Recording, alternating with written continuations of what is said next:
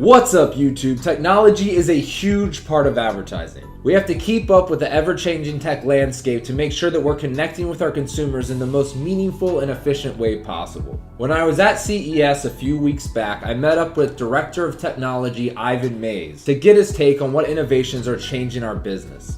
But you'd be surprised how hard it is to find a quiet place on the Strip in Vegas, so the audio is a little jacked. Please bear with us after this short intro sequence.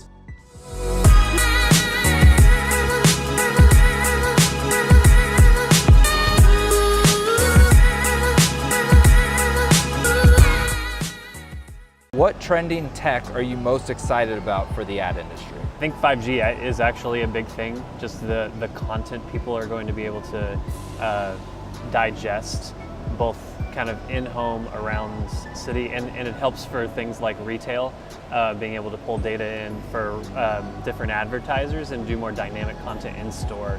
So I think that's really actually one of the big things that I'm excited about. In the most simplest form, what is 5G? 5G is basically, most people are probably familiar with 3G or 4G, and 5G is kind of the logical next step of that.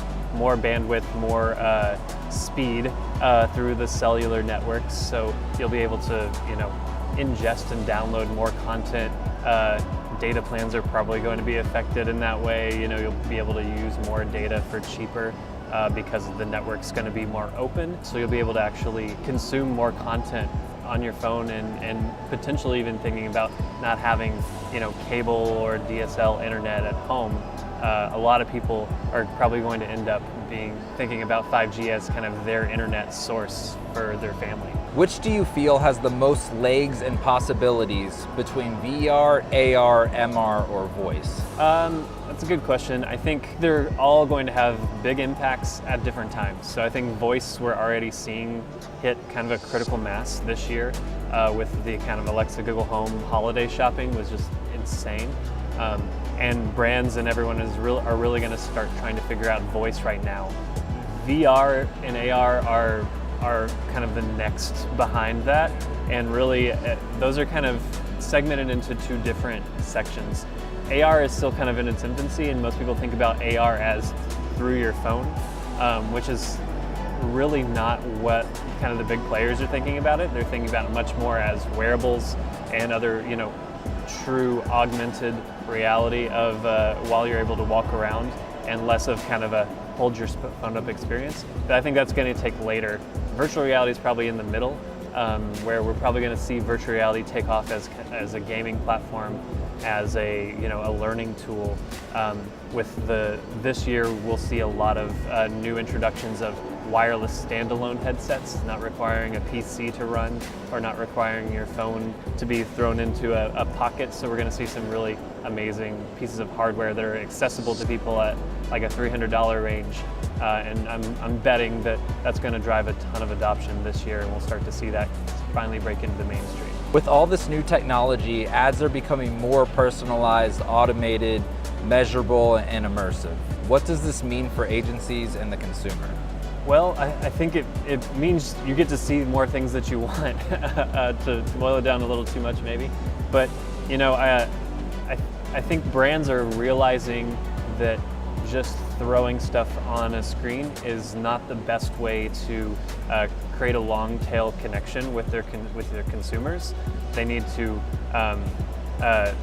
be creating value propositions at the right times and the right places for people, so that they feel like their brand is actually coming to them at the right moments and gets them and understands them.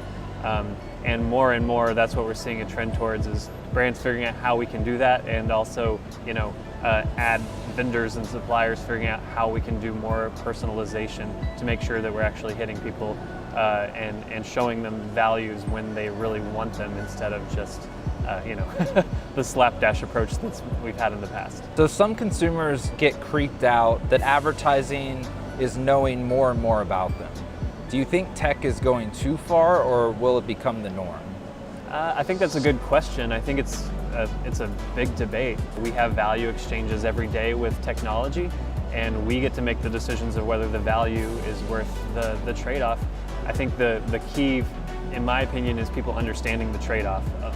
Most of the time, people don't quite understand what's the trade-off for me using Facebook, or for me, turning on location awareness on my phone, and understanding that by using those services and extra things that people are providing to you for free, that they're getting something out of it too, and you have to understand it, and then you have to be able to accept the trade-off for the value that you're getting for the services they're providing. When will VR and AR go mainstream and be adopted by more people? I know we kind of talked about that in a previous question. No, I think the thing that's keeping VR from being mainstream right now is being accessible and requiring to be tethered to a PC, or having the low fidelity of your phone with a very short battery life. So an expensive PC. And they're expensive in general. The headsets are expensive. Yeah. So the costs are coming down. They're going to be untethered and wireless, and that's going to help with accessibility and make this more of a Christmas gift for the kids type of thing that will start to drive more and more of that from the gaming and e-learning type of world. And I think it'll move its way into industry from there. AR is kind of the opposite. So AR is very much in the industry right now, being utilized in medical and other kind of high-end places where you can really leverage these really expensive goggles. And then it's really in the low end on your mobile device as a gimmick, let's just say. I mean, it's got value, but it's not the promise of augmented reality, and I think that's got a long way to go before it kind of converges into what we would all hope augmented reality could be for the everyday person. What opportunities do you see in digital? One of the biggest places that a lot of advertising agencies are just now starting to realize is a main focus is e-commerce. Everybody's been a bit slow to convert a lot of their agencies towards some focus on e-com.